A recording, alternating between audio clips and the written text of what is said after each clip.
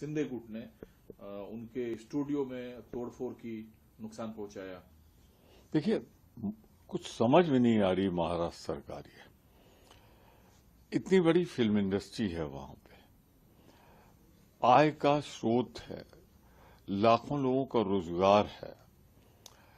साहित्य में व्यंग अपने आप में उसका एक महत्व होता है, स्थान होता है। नाम तो किसी का लिया नहीं, और अगर है तो कानूनी कार्रवाई इसके खिलाफ हो सकती है। पर खुद जाके किसी के घर में घुसकर तोड़ फोड़ करना, तो ये तो गुंडागर्दी है। और मैं समझता हूं कि भारतीय जनता पार्टी की महाराष्ट्र सरकार में जो आपसी खींचतान है, देवेंद्र फडणवीस बनाम शिंदे बनाम अजीत पवार, उसकी कीमत जनता चुका रही। स्वस्थ अभिव्यक्ति लोकतंत्र की गारंटी है।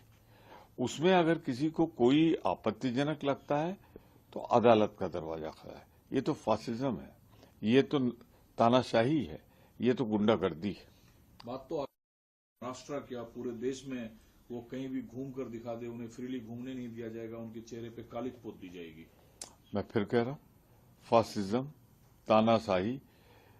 जब आप पुलिस को काम नहीं करने दोगे, इन्वेस्टिगेट नहीं करने दोगे, अदालतों को उस पर फैसला नहीं लेने दोगे, खुद ही फैसला लोगे, तो इससे तो लगता है कि महाराष्ट्र सरकार में गुंडागर्दी को प्रोत्साहन दिया जा रहा है, तानाशाही को प्रोत्साहन दिया जा रहा है, फासिज्म को बढ़ावा दिया जा रहा है।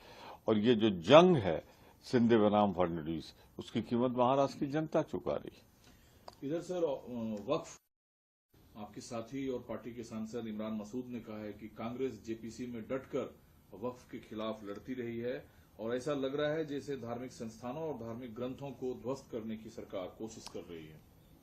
पूरी कोशिश है भाजपा की उन मुद्दों से, चाहे महंगाई हो, बेरोजगारी हो, देश की एकता हो, अखंडता हो, देश में गिरते हुए डॉलर का मूल्य हो, इन सब चीजों से ध्यान हटाने के लिए, एक धर्म को प्रताड़ित करने के लिए, उसे चोट पहुंचाने के लिए ऐसा वक्फ बोर्ड पे विचार हो रहा है। जेपीसी में हमने स्पष्ट कर दिया, जमकर विरोध किया है, और पार्लियामेंट में आएगा तो वहां भी हम इसका विरोध करेंगे। इधर सर